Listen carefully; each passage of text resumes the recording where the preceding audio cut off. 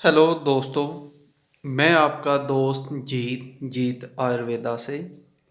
दोस्तों, आज मैं आपके लिए जो नुस्खा लेकर आया हूँ, ये नुस्खा है कब्ज़, जिसको हम कॉन्स्टिपेशन कहते हैं, कब्ज़ कहते हैं, जिसके कारण हमारे शरीर में बहुत सारे रोग लग जाते हैं। और सब शरीर में आयुर्वेद में तो सभी रोगों की जननी कब्ज़ को ही कहते हैं। अगर ये कब्ज़ थोड़े दिन रहे तो कुछ खाने से ठीक हो जाए तो ठीक है। अगर ये कब्ज़ स्थायी बन जाए या कुछ भी खाने से ना जाए, कभी हो जाए, तो बहुत सी शरीर में दिक्कतें आनी शुरू हो जाती हैं।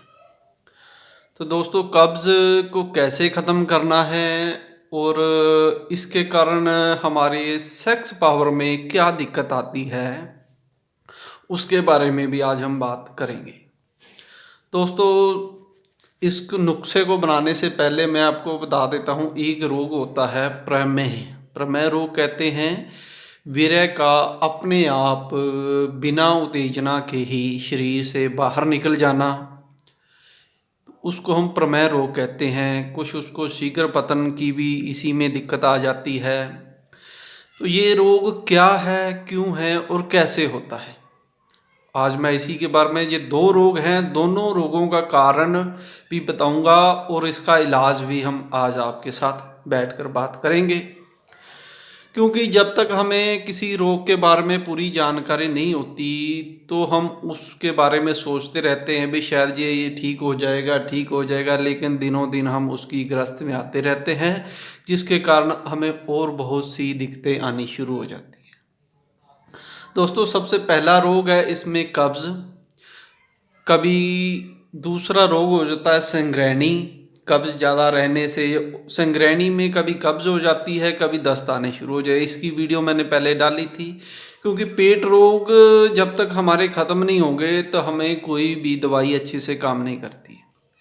तो आज हम दो रोगों के बारे में बात कर रहे हैं, एक तो प्रमेह रोग है, दूसरा है कब्ज़। देखो, प्रमेह क्या होता है, जब किसी को कब्ज़ होती है, ज़्यादा दिन तक कब्ज़ रहती है, तो क्या होता है भी वो जो बड़ी आंत होती है उसमें मल अंदर पड़ा पड़ा सूखता रहता है और जल्दी से बाहर नहीं निकलता, जिससे हमें बेचैनी हो जाती है। कई रोग हैं इसके। लेकिन इसमें सेक्स में क्या प्रॉब्लम आती है भी, वो मल जब बड़ी आंत में होता है तो उसका दबाव पड़ता है। वो दबाव पड़ने से जब हम लैट्रिन के लिए बैठते हैं तो उसका जब दबाव पड़ता है तो वो दबाव हमारे प्रोस्टेट ग्लैंड होते हैं जो उनमें पड़ता है, और जो वीर्य वाहिनियाँ या वीर्य कोश होता है उन पर पड़ता है। जब दबाव हम कोई आदमी बैठता है कब्ज़ के कारण, पूरा जोर लगाता है या हाँफता है, तो वो दोनों अंग है जो दब जाते हैं, उनमें से कुछ बूंदे या कुछ वीर्य निकल कर, जो वीर्य हमारे मूत्र नासिका होती है जहाँ से मूत्र, उसमें कुछ छलक कर बाहर आ जाते हैं। कि वो कमज़ोर हो जाते हैं ज़्यादा हस्त मैथुन करने से या और चीज़ें करने से, उसके कारण मैं फिर बताऊंगा। तो वीर्य कोश की कमजोरी या ज़्यादा कब्ज रहने से कुछ वीर्य की बूंदें निकलकर पेशाब के अगले रास्ते पर आ जाती हैं। तो जब हम पेशाब करते हैं तो वो एक चिपचिपा पदार्थ होता है, जैसे समझ लो भी जब हम चावल बनाते हैं उसका पानी निकाल देते हैं ना, तो वो चिपचिपा पानी जिसको हम मांड कह देते हैं, या वो चीज़ें, वो चिपचिपा पानी रह जाता है, उस तरह सा ये पानी निकलता है। कई बार तो ये चिपचिपा पानी ही होता है, इसी को हम कतरे आना कहते हैं या इसी को हम चिपचिपा पानी आना भी कह देते हैं। इसमें कई बार तो वीर्य नहीं होता है, लेकिन कई बार ज़्यादा जोर, ज़्यादा टाइम करने से, ज़्यादा हस्तमैथुन करने से जिनका वीर्य कोश ज़्यादा कमज़ोर, उसमें वीर्य की भी कुछ बूंदें आ जाती हैं। तो उससे क्या होता है भी, जब हम, कई लोगों को तो पेशाब करने से पहले वो आ जाता है या पेशाब करने के बाद आ जाता है। जब हम लैट्रिन करते हैं पेशाब के साथ भी वो कतरे बाद में या पहले दिखाई देते हैं। कईयों को पता ही नहीं लगता है, क्योंकि शीटें आजकल ऐसी हो गई हैं, उनको पता ही नहीं लगता भी मेरे को वीर्य भी निकल रहा है। तो उससे कमज़ोरी क्या होती है भाई, दिनों दिन आदमी की जो पावर है वो कम होती जाती है, सेक्स पावर कम होती जाती है, इच्छा कम होती जाती है। और लिंग में जो तनाव है वो कम होता जाता है धीरे धीरे धीरे धीरे, क्योंकि वीर्य तो ये ऐसी है भी अपने आप निकलना। इसको धात रोग नहीं हम कहते, धात रोग भी कहते हैं इसको, लेकिन इसको नाइट फॉल जो होता है वो उसमें तो हमें चाहे सोते हुए ही जब हम कुछ उत्तेजित होते हैं या लिंग में उत्तेजना आती है तब विरह निकलता है, उसको हम नाइट फॉल भी कह देते हैं। लेकिन इसमें हमें पता ही नहीं लगता, हमारी इच्छा भी नहीं होती और दबाव पड़ने से ही अपने आप जो विरह निकलता है उसी को हम प्रमेह रोग कहते हैं। इसी को शीघ्र पतन भी कहेंगे, क्योंकि जब तनाव कम आएगा और विरह फटाफट से निकल जाएगा। तो दोस्तों ये इसी के कारण ही कभी कभी हम जब फ़ोन पे बातें करते हैं थोड़ा सा दिमाग सोचते हैं तो चिपचिपा पानी भी निकल जाता है। मेन कारण होता है हमारा डाइजेस्ट सिस्टम बिगड़ जाना, डाइजेस्ट सिस्टम में कमज़ोरी आ जाना, संग्रहणी होना, कब्ज़ रहना या ज़्यादा मास्टरबेशन से ये सारे अंग कमज़ोर हो जाते हैं। जो डाइजेस्ट सिस्टम है आपका सही से काम नहीं करता तो ये रोग हमें हो जाता है, जिससे आगे हमारी सेक्स पावर कम होती होते काफ़ी कम हो जाती है। तो इसको बात हो गई ये, तो इसको ठीक कैसे किया जाए। देखो इससे होता क्या है भी हमारी जो बड़ी आंत है उसमें खुश्की ज़्यादा बढ़ जाती है, जिससे मल जो हमारे बड़ी आंत है उसमें जो मसल है वो सिकुड़ जाते हैं, उनमें तरावट कम हो जाती है। जो मल आता है उसको सही से वो अपना काम प्रॉपर नहीं कर पाती और बाहर नहीं निकाल पाती, जिससे वहीं वह हमें जोर लगाना पड़ता है। जोर लगाने से फिर ये दिक्कतें आनी शुरू हो जाती हैं। तो इसको दूर करने का तरीका तो यही है कि जो हमारे शरीर की डाइजेस्ट सिस्टम को तेज किया जाए। देखो हमारे यहाँ जितने भी हम दवाइयाँ बनाते हैं, चाहे वो गर्मी की दवाई हो, सर्दी की दवाई हो या खुश्की की दवाई हो, हर एक में हमने एक कब्ज़ के लिए, जब किसी को कब्ज़ होती, हर एक रोग में कब्ज़ हो सकती है, तो उसके लिए हमने अलग अलग इस स्टेज पर दवाई बनाई होती है। जैसे हम किसी को भी समझो भी गर्मी के कारण कब्ज़ हो गई है, ज़्यादा गर्म चीज़ों खाने से गर्म हो गई है, तो उसके लिए भी हमने मलैयन बनाए होते हैं। कि मलैयन का मतलब होता है भी जो मल को नरम करके शरीर से बाहर निकाल देता है। तो हर एक रोग के लिए हर एक दवा के साथ हमने एक मलैयन बनाया होता है, जिसमें हमने उस रोग में वो दवाई देते हैं और उसमें जो कब्ज़ होती है बाहर निकल जाती है, दवाई से भी ठीक हो जाता है और आदमी बहुत जल्दी ठीक हो जाता है। इसी तरह से हमने जिनको कब्ज़ ज़्यादा देर रह रही है, कई दिन हो गए हैं, कई हफ्ते हो गए हैं और उनकी कब्ज़ टूटती नहीं, कोई वो विरेचन खा लेते हैं तो ठीक हो जाते हैं। लेकिन फिर वही बात आती है, विरेचन क्या होता है, जब हम कब्ज़ नहीं टूटती तो कोई ऐसा चूर्ण खाते हैं जिसमें जमाल गोटा होता है या और विरेचन वाली चीज़ें होती हैं, तो उस समय तो खाने से क्या होता है भी सारा मल बाहर आ जाता है, लेकिन बाद में फिर आंतों में खुश्की आ जाती है और फिर हमें कब्ज़ हो जाती है, फिर हमें खाना पड़ता है। कई बार बार बार खाने से वो अपना असर करना ही बंद कर देता है और हमें एक स्थायी कब्ज़ हो जाती है और जो हमारे अंग है और आगे से कमज़ोर होते चले जाते हैं। तो इसके लिए सबसे अच्छा तरीका यह है कोई ऐसी चीज़ें खाई जाए जो मल को नरम भी करें, बाहर भी निकाले, जो बाहरी बड़ी आंत जितनी भी आंतें हैं उनको तरावट भी दे और हमें कब्ज़ से छुटकारा भी दे, और ये उसके कारण जो प्रमेह रोग है उसमें भी फ़ायदा करे और शरीर के और अंगों को भी फ़ायदा करे। इस तरह की दवाई हमें खानी चाहिए। सबसे पहले तो जब हमें ये लगता है भी हमें पहले तो हम ये देखते हैं भी आपको कब्ज़ किस रोग में हुई है, वात में है, कफ में है, पित्त में है, उसी तरह की उसको दवाई देकर हम ठीक कर देते हैं। क्योंकि वो सिर्फ ऐसा नहीं है भी कब्ज़ को ही दूर करने के लिए, वो शरीर में जो दिक्कतें आई उनको भी साथ के साथ अंगों को भी ठीक करती है। इस प्रकार हमारे 6 रोग है, 6 रोगों के लिए हमने अलग अलग कब्ज़ की दवाई बनाई हुई है जो उसको देने से ठीक हो जाती है। लेकिन आज मैं आपको एक, जब हमारी आंतों में ज़्यादा सिकुड़पन आ जाता है, ज़्यादा वो ड्राई हो जाती हैं, तो उसमें तरावट कम हो जाती, तो कब्ज़ बाहर नहीं निकलती, उससे प्रमेह रोग पैदा हो जाता है। उसको ठीक करने के लिए हम उसमें एक दवाई हमने बनाई होती है, ये चूर्ण के रूप में, जो इसमें होता है सकमोनिया, रेवंत खताई, मलट्ठी, ये हुई तरावट देने के लिए। इसमें क्या है, जो गर्मी शरीर की अंदर है वो कम हो जाती है थोड़ी, और जो आंतों को त्रावट मिलती है, और इससे और भी कई तरह के रोग हैं जो दूर हो जाते हैं। इस तरह की भी दवाई देते हैं जिसमें आग के दूध भी डाला होता है। ये जो हमारे वैद्य हैं उनको सभी को पता है। जो मूसल हम छः देते हैं या मलैयन छः देते हैं, उन सभी वैद्यों को पता होता है इस प्रकार की दवाई है, ये मैंने इसमें लिखी हुई है। तो दूसरी होती है जो खुश्की को कम करने के लिए हमने एक और दवाई बनाई होती है, जिसको काफ़ी खुश्की बढ़ जाती है, उसके कारण कब्ज़ हो जाती है, उसके लिए हमने उजलाती ये दवाई होती है, इसमें हमने टैबलेट बनाई हुई है। ये टैबलेट देते हैं और उसकी सेक्स पावर भी कंट्रोल हो जाती है, और उसमें जो और दिक्कतें आई होती हैं वो भी ठीक हो जाती हैं। इस प्रकार की हमारे पास दवाइयाँ होती हैं। और जिनको ऐसी दिक्कतें नहीं होती, कब्ज़ रहती है, उनके लिए हम हर एक दवाई के साथ एक हाज़म देते हैं, जिस हाज़म को खाने से आपकी जो आंतें हैं वो बिल्कुल ही लचीली हो जाएंगी और उनका कार्य शक्ति बढ़ जाएगी, और जो आपकी कब्ज़ की दिक्कत है या और कोई भी पेट में मरोड़ है, गैस है, वो सारी चीज़ें इससे ठीक हो जाती हैं।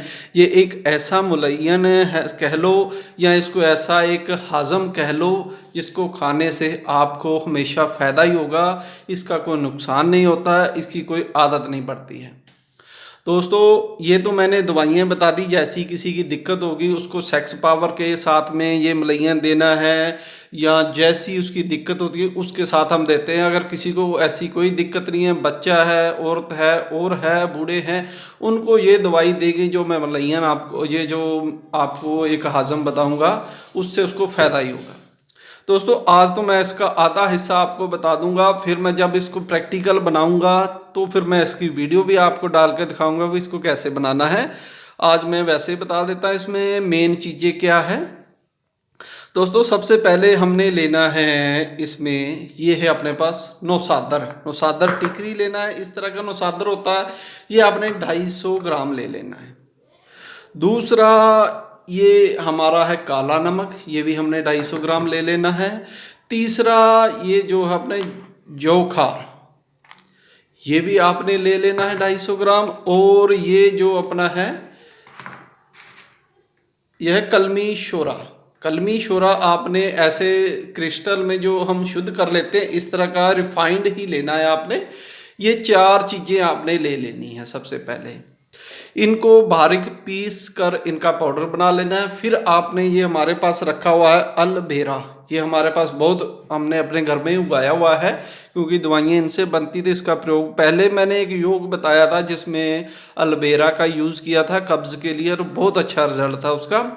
तो आज इसको एक और तरीके से बना रहा हूँ। ये हमारा एक वैद्य है जिन्होंने ये नुस्खा हमें दिया था, तो इसका बहुत अच्छा फ़ायदा है। वो कई सालों से इसको प्रयोग कर रहे हैं, तो उन्होंने हमें बताया था।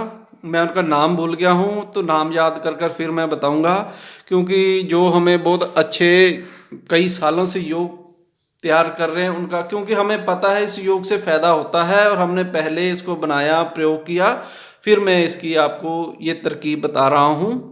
ये तो आजमाया हुआ है। इसमें क्या करना है, आपने एलोवेरा ले लेना है। ऐसे एलोवेरे को ऊपर से छील लेना है, बीच में से इसका गुद्दा लेना है आपने निकाल। जैसे ये आपने 250 ग्राम का पाउडर लिया है, इसमें जितना ज़्यादा आप एलोवेरे का जूस यब्ज़ कर दोगे उतना ही फ़ायदा होगा। पहले क्या करना है आपने, इसमें मैं, क्योंकि एलोवेरा एक ऐसी चीज़ है जो त्वचा है हमारे शरीर की, उसमें चमक ला देता है और उसमें लचीलापन ले आता है। जब भी आपने देखा होगा जिसमें खुश्की आ जाती है, ज़्यादा आ जाती है, एलोवेरा का जूस पीने से ही शरीर में इतनी तरावट आ जाती है भी उसका कोई और औषधि हिसाब नहीं कर सकती। जब हमारे शरीर में कोई जगह जल जाती है तो हम, वो बिल्कुल जल के खुश्क हो जाती है, तो हम एलोवेरा का जूस या इसका लगाते हैं ऊपर, तो वो ठीक हो जाती है, उसमें जलन ख़त्म हो जाती है, उसका जो खिंचाव है वो ख़त्म हो जाता है। इसी तरह से एलोवेरा का जूस ऐसा है जो अगर आपके आंतों में जाएगा उनको तरावट देगा और उनका जो लचीलापन है उसको बढ़ा देगा, जिससे आपकी कब्ज़ है बिल्कुल ठीक हो जाएगी।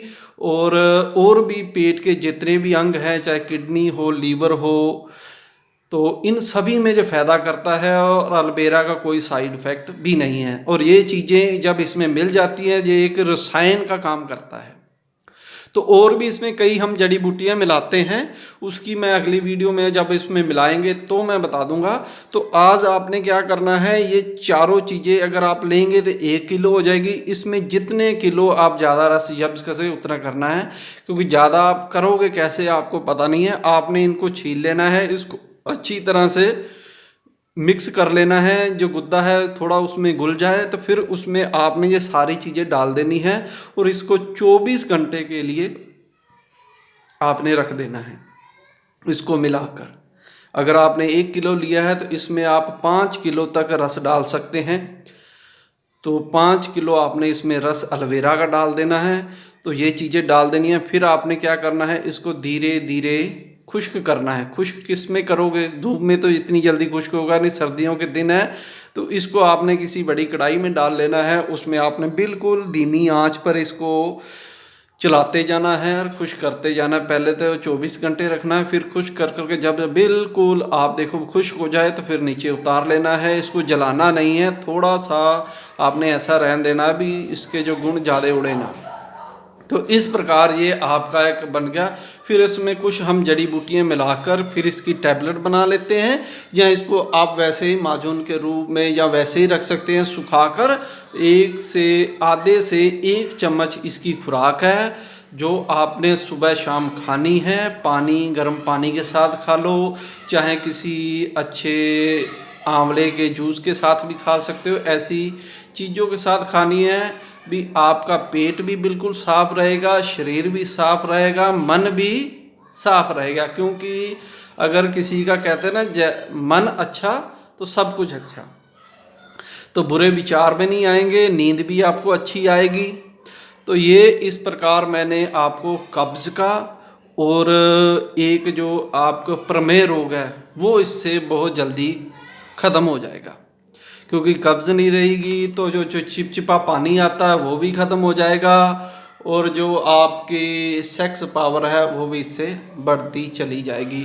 और इसके अलावा ये तो हमारी कब्ज़ के लिए है, जो मैंने आपको पहले बता दिया है। ये उजलाती टैबलेट है जिनको कई सालों से है। देखो, प्रमेह के बारे में बता दूं, ये कई तरह का होता है, ऐसा नहीं भी एक ही चीज़ से हो जाता है। ये प्रमेह भी हमारे जो वीर्य का निकलना है ये 3 तरह का होता है। जैसे हमारे वात, पित्त, कफ है, उसी तरह से ये प्रमेह रोग होता है। कई प्रमेह रोग ऐसे होते हैं जो अपने आप ठीक हो जाते हैं, कई रोग ऐसे हैं जो ठीक नहीं होते हैं, ना एलोपैथिक वालों से होते हैं ना ही हमारे आयुर्वेदों के वालों से होते हैं। इसलिए आपने कई लोगों को सुना होगा भी हमें 20 साल से प्रमेह रोग है, ठीक नहीं हो पा रहे हैं। वो ऐसी कंडीशन होती है जिसमें वो ठीक नहीं होते। इसलिए आपको पहले ही अपने आप को ऐसे बचा के रखना भी आप उस कंडीशन में ना पहुँचे जिसमें ये आपके रोग ठीक ना हो पाएँ। तो दोस्तों, जिन्होंने मेरा ये चैनल सब्सक्राइब कर रखा है उनका बहुत बहुत शुक्रिया है। लेकिन जो व्यूवर मेरा चैनल देखते तो हैं लेकिन वो उसको सब्सक्राइब नहीं करते हैं, तो उनसे मेरा अनुरोध है वो मेरे चैनल को सब्सक्राइब ज़रूर करें, ताकि हर एक जो मैं नई वीडियो लेकर आता हूं जिसमें आपको ज्ञान की बातें समझाता हूं वो आपके तक पहुंचती रहे। तो धन्यवाद दोस्तों मेरी वीडियो देखने के लिए।